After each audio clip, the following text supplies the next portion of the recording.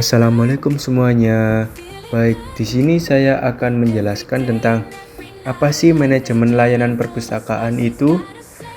Sebelumnya, perkenalkan nama saya Muhammad Teksario. Sebelum memulai video ini, jangan lupa like, share, and subscribe ya. Terima kasih. Dan kita masuk ke definisi manajemen layanan perpustakaan. Apa sih yang dimaksud dengan manajemen layanan perpustakaan itu? Menurut Shirley MC Ken, manajemen layanan perpustakaan adalah suatu proses administratif yang berfokus pada peningkatan kualitas layanan perpustakaan kepada pengguna. Ini mencakup pengelolaan koleksi informasi, pengaturan akses, serta penerapan teknologi dan inovasi terbaru untuk menjawab kebutuhan informasi masyarakat yang semakin berkembang. Dan menurut James E. Weyer, manajemen layanan perpustakaan adalah suatu proses yang melibatkan perencanaan, organisasi, pengawasan, dan evaluasi dari berbagai layanan yang diberikan oleh perpustakaan kepada penggunanya. Hal ini mencakup pengelolaan sumber daya informasi, fasilitas, serta staf untuk memastikan bahwa perpustakaan dapat memenuhi kebutuhan informasi penggunaannya secara efisien dan efektif. Dan ini ada beberapa unsur penting dalam manajemen layanan perpustakaan. Yang pertama ada perencanaan layanan, ada pengelolaan koleksi, ada layanan informasi, ada pengelolaan sumber daya manusia, fasilitas dan teknologi, evaluasi dan pengembangan layanan, ada pemasaran layanan perpustakaan, dan manajemen keuangan dan sumber daya.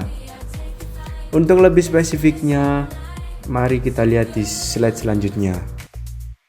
Pertama ada perencanaan layanan, dibagi menjadi dua. Yang pertama ada penilaian kebutuhan pengguna, menganalisis kebutuhan informasi pengguna untuk menentukan jenis koleksi, layanan, dan fasilitas yang harus disediakan.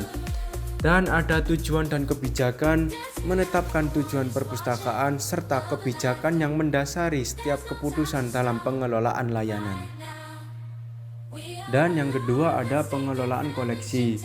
Pengelolaan koleksi dibagi menjadi tiga. Yang pertama ada pengadaan sumber informasi, menyusun strategi pengadaan buku, jurnal, e-book, dan berbagai sumber informasi lainnya sesuai dengan kebutuhan pengguna. Dan ada pengolahan dan klasifikasi, mengorganisasi koleksi agar mudah diakses, termasuk katalogisasi dan klasifikasi sumber informasi menggunakan standar yang berlaku.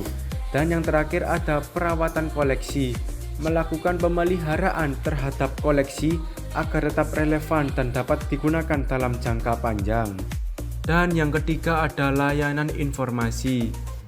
Berikut isi dari layanan informasi, yaitu ada referensi dan bimbingan, yaitu memberikan layanan bimbingan kepada pengguna untuk membantu mereka menemukan informasi yang dibutuhkan. Dan ada juga pencarian informasi, yaitu menyediakan berbagai platform pencarian informasi seperti katalog online, basis data digital, atau layanan e-book. Dan ada juga layanan sirkulasi, yaitu mengelola peminjaman dan pengembalian buku atau bahan pustaka lainnya, termasuk juga pengaturan denda dan pembaruan status anggota perpustakaan. Yang keempat ada pengelolaan sumber daya manusia. Isi dari pengelolaan sumber daya manusia yaitu yang pertama ada staf perpustakaan, memastikan bahwa staf memiliki kompetensi yang tepat untuk melayani pengguna.